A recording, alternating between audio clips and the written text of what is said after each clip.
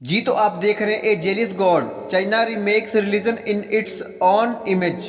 आपके सामने दो बिब्लिकल रेफरेंस एक ही लाइन में दिए जा रहे हैं, वो भी किसके लिए? चाइना के पीएम पिंग पोंग जिनपिंग के लिए। मुझे तो इस पूरे आर्टिकल में कभी ये देखने को नहीं मिला कि किसी ने जिंगपोंग को जेलियस गॉड कहा हो, जिसका सीधे सीधे ये मतलब बनता है किसी ने अपनी न्यूज को हवा देने के लिए, हाइप देने के लिए बिब्लिकल रेफरेंस दिया है। मेरा ये वीडियो बनाने का ये रीजन है कि आज लोग भूल गए हैं कि क्या सही है और क्या गलत है। अब इस आर्टिकल में जिनपिंग को कंपेयर किया जा रहा है यहोवा पाक खुदा के साथ। आप सोच रहे होंगे वो कैसे? बाइबल के एक वर्स बहुत ज्यादा फेमस है जो कि गैर मसीही या एथियस्ट लोग इसका रेफरेंस दे दे के बोलते हैं कि तुम्हारा गॉड तो जेलस गॉड है, तुम्हारा गॉड तो दूसरों से जेलस होता है। निर्गमन 20 उसकी 5 में जब हम पढ़ते हैं, thou shall not bow down thyself to them not serve them for I the Lord thy God I am a jealous God. इस आयत को लेकर वो कहते हैं कि तुम्हारा खुदा तो किसी को बर्दाश्त नहीं करता, वो तो डिक्टेटर है, वो जेलस करता है। यहाँ पर आपको पता है जेलस किस लिए लिखा गया? क्योंकि जो चाइना का पिंग पोंग है वो एक डिक्टेटर है। हालांकि चाइना के लोगों को फ्रीडम है उनके रिलीजन की प्रैक्टिस करने की, उनके कॉन्स्टिट्यूशन के अनुसार, लेकिन उसके बावजूद चाइना में रिलीजियस फ्रीडम नाम की कोई चीज नहीं है। इस आर्टिकल में लिखा कि जब पोप फ्रांसिस ने जाना था मंगोलिया चाइना में, तो बहुत सारे लोग परेशान थे कि हम जाए कि ना जाए, क्योंकि ये वहाँ पर गैदरिंग नहीं होने देते। अगर मुस्लिम वहाँ पर गैदरिंग करते हैं तो हुकूमत को खतरा है, अगर क्रिश्चियन वहाँ पर गैदरिंग करते हैं तो हुकूमत को खतरा है। कोई भी मजहब वहाँ पर अपनी नहीं चला सकता हुकूमत की मर्जी के बिना। इवन के चाइना के अंदर जो चर्चेज हैं, अंडरग्राउंड चर्चेज की मैं बात नहीं कर रहा हूँ, बल्कि मेन स्ट्रीम चर्चेज की मैं बात कर रहा हूँ, जो कैथोलिक है, जो डिफरेंट चर्चेज हैं जो कि चाइना के अंदर बने हुए हैं। हुकूमत खुद उनको अपॉइंट करती है। अगर हुकूमत उनको अपॉइंट करती है तो आप खुद सोच ले वो क्या कलाम शेयर करते होंगे वहाँ पर। जो भी हुकूमत उनको कहती होगी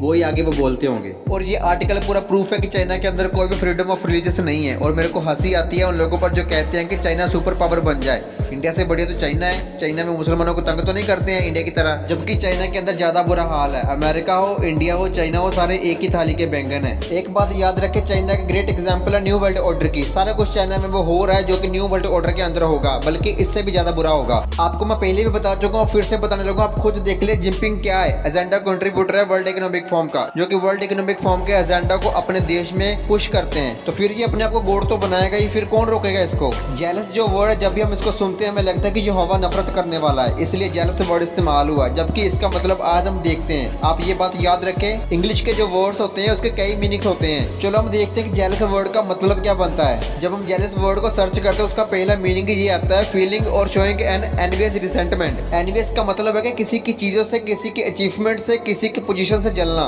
और इसी जेलस का दूसरा मीनिंग बनता है फीलिंग और showing a resentful suspicious that one's partner is attracted to or involved with someone else। वो वाइफ होती है ना, अपने हस्बैंड को किसी और के साथ हंसते देखती है तो जेलस करती है। इसको आप समझोगे जैसे बॉयफ्रेंड गर्लफ्रेंड होते हैं ना, अगर किसी के गर्लफ्रेंड किसी और के साथ बात कर रही हो तो बॉयफ्रेंड को जलन होने लगती है कि ये मेरे राइट किसी और को कैसे दे रही है। यहोवा पाक खुदा ने कहा कि मेरे लोग मेरे राइट्स अगर किसी और को देंगे तो मैं क्या करूंगा?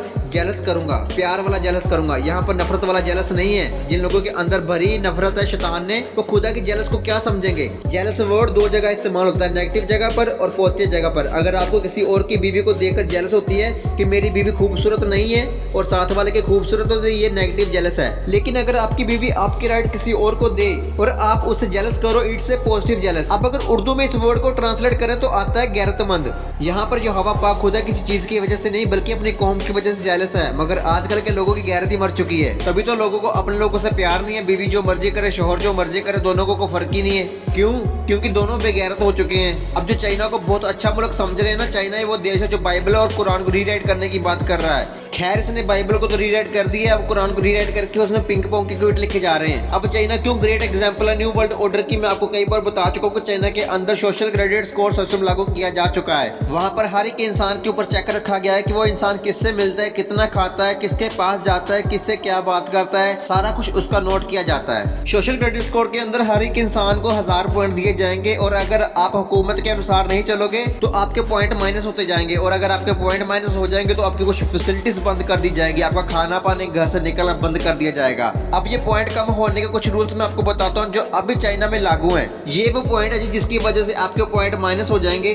पहला पॉइंट आता है जी, not visiting one's aging parents regularly. अपने बूढ़े माँ बाप को विजिट करें, ये तो बहुत अच्छी चीज लग रही है। अभी अगर आप विजिट नहीं करते हो तो आपके पॉइंट माइनस हो जाएंगे। फिर दूसरा पॉइंट है जी, चीटिंग इन ऑनलाइन गेम्स। गेम में चीटिंग करो। ऑनलाइन गेम्स में आपको ऑनलाइन रखने के लिए आपको गेम खेलने पर मजबूर करेंगे, क्योंकि आपके पॉइंट गेम खेलकर ही बढ़ेंगे और लोगों पर टीके लगा लगा कर उनको टेस्ट करते रहेंगे। भाई आप फ्री में गेम खेलते रहो, हम आप पर टीके लगाकर आपको टेस्ट करते रहेंगे और आपको पैसे भी देते रहेंगे। तीसरा पॉइंट है जी, insincere apologise for crime committed. Crime करके कोई माफी नहीं मांगनी है। फिर इसका चौथा पॉइंट है जी, spreading rumours on the internet. जैसे मुझे यूट्यूब की ओर से अफवाह फैलाने वाला कहा जाता है, वायलेंस फैलाने वाला कहा जाता है, मेरी तरह कोई भी इंटरनेट पर आकर इस तरह की वीडियोस नहीं बना सकेगा। अगर कोई वीडियो बनाएगा तो उसके पॉइंट माइनस हो जाएंगे। मेन बात ये है कि ये लोग नहीं चाहते हैं कि लोग सच जाने, ये चाहते हैं कि लोग बस इनके गुलाम बन के रहें। ये यस कहें और लोग भी यस कहें, ये नो कहें और लोग भी नो कहें। बस लोग हुकूमत को अपना खुदा माने, एंटी क्राइस्ट को अपना खुदा माने। आप खुद देख ले कितनी स्पीड के साथ सारा कुछ होता जा रहा है और लोग अभी तक सोए हुए हैं। मेरे को लगता है कि मसीह तभी जागेंगे जब एंटी क्राइस्ट आकर सीधी इनके लात ही मारेगा। बी अलर्ट, समय कम रह गया, अपने आप को तैयार करें यीशु मसीह के साथ मिलने के लिए। रैप्चर इस दुनिया का सबसे सुपर इवेंट होने वाला है, कभी भी रैप्चर को मिस मत करना। अपने आप को रैप्चर के लिए तैयार करो। क्या आप यीशु मसीह को अपना सेवियर, अपना लॉर्ड मानते हैं? कमेंट करके जरूर बताएं और वीडियो को लाइक और शेयर करें। ये हमारा न्यू चैनल है, इस चैनल को सपोर्ट करना ना भूलें और चैनल को सब्सक्राइब करें। मिलते हैं अगली वीडियो में। God bless you.